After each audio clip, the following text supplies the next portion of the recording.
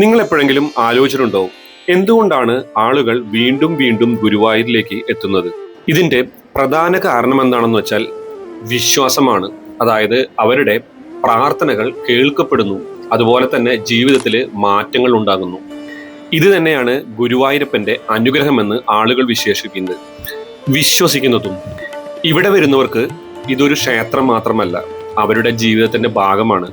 സന്തോഷം വന്നാലും പ്രശ്നങ്ങൾ വന്നാലും ആദ്യമായി അവർ ഓർക്കുന്നത് ഗുരുവായൂരപ്പനെയാണ്. ഇത് ഒരു ആത്മീയ യാത്ര മാത്രമല്ല, ഇതൊരു കുടുംബ പാരമ്പര്യമാണ്. തലമുറകൾ മാറിയാലും എല്ലാവരും ഗുരുവായൂർ സന്ദർശനം തുടർന്നുകൊണ്ടേയിരിക്കുന്നു. വിശ്വാസം, സമാധാനം, അനുഗ്രഹം.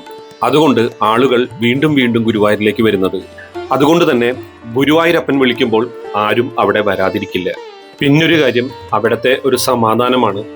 പുറം ലോകത്തെ ബഹളങ്ങളിൽ നിന്ന് ആ തിരുനടയിൽ എത്തുമ്പോൾ കിട്ടുന്ന ഒരു പോസിറ്റീവ് ആയിട്ടുള്ള ഒരു എനർജി ഉണ്ട്. ആ ചന്ദനത്തിന്റെ ഗന്ധവും നാമജപങ്ങളും കേൾക്കുമ്പോൾ മനസ്സിന് കിട്ടുന്ന ആ ഒരു ആശ്വാസം വാക്കുകൾക്ക് അപ്പുറമാണ്. അങ്ങനെ ഗുരുവായൂരിലെ ഓരോ നിമിഷവും ഓരോ അനുഭവമാണ്. ഓരോ തവണ പോകുമ്പോഴും പുതിയത് എന്തോ നമ്മളവിടെ കാത്തിരിക്കുന്നുണ്ടായിരിക്കും. നിങ്ങൾ അവസാനമായി എപ്പോഴാണ് ഗുരുവായൂരിൽ പോയത്? കമന്റ് ചെയ്യൂ.